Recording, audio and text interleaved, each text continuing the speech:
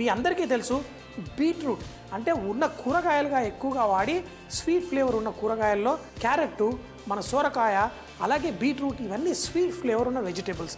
మసాలాల్లో కూడా sweet flavoured మసాలాలు ఉంటాయి. ఏది లవంగం ఇవన్నీ హాట్, అదే ధనియాలు హాట్. అదే కనుక దాల్చిన చెక్క, సోఫు ఇది నోట్లో పెట్టుకోగానే మనకి ఒక మంచి స్వీట్ ఫ్లేవర్ వస్తుంది.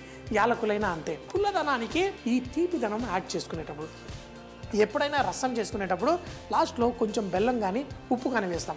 కానీ అది అందులో వేయకుండా ఒక స్వీట్ ఫ్లేవర్డ్ వెజిటేబుల్ మనం వడ్డించుకుంటే చాలా టేస్టీగా ఉంటుంది. సో వంటల్లో మర్మాన్ని అర్థం చేసుకోవాలంటే కొంచెం మనం వండేటప్పుడు కొంచెం ఆలోచిస్తూ ఉండాలి.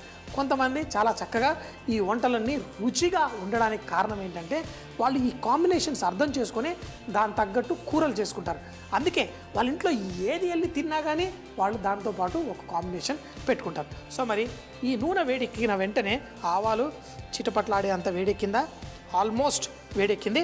దీంట్లో మన ఆవాలు వేసేసుకొని అందులో పాటు మినపప్పు కూడా ఉంది.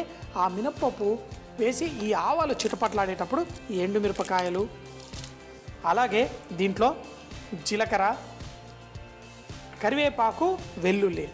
కానీ ఆవాలు చిటపట్లాడుతుంటే మనం కరివేపాకు, అలాగే వెల్లుల్లి రెబ్బలు, దీంట్లో పసుపు కూడా వేసేసుకున్నాం.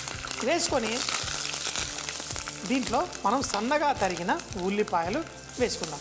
అయితే ఇలా బీట్రూట్ వేసి మనం కూర చేసేటప్పుడు కొబ్బరి నూనె వేస్తే చాలా బాగుంటుంది. కొబ్బరి నూనె వేసి బీట్రూట్ తోటి మంచి కాంబినేషన్. కానీ కొబ్బరి నూనె కాకుండా మామూలు నూనె వేసాను.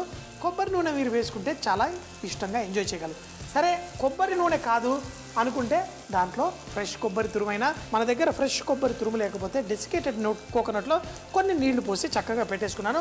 మనం లాస్ట్లో వేసుకుంటే మనం ఫ్రెష్ కొబ్బరి వేసినట్టే టేస్ట్ వస్తుంది.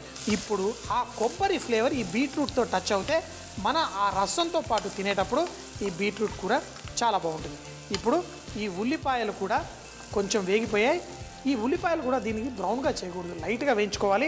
ఇప్పుడు మన మినువులు, పగిలిన మినువుల్ని నానబెట్టుకున్నాను, దాన్ని అలాగే మన శనగపప్పు వీటిని వేసి దీంట్లో మనం లైట్గా ఇలా కలుపుకొని ఈ మినువులు అలాగే మన ఈ శనగపప్పు కూడా ఉడకాలి అంటే మనం దీంట్లో కొన్ని నీళ్లు పోసుకుందాం, ఉడికించుకుందాం.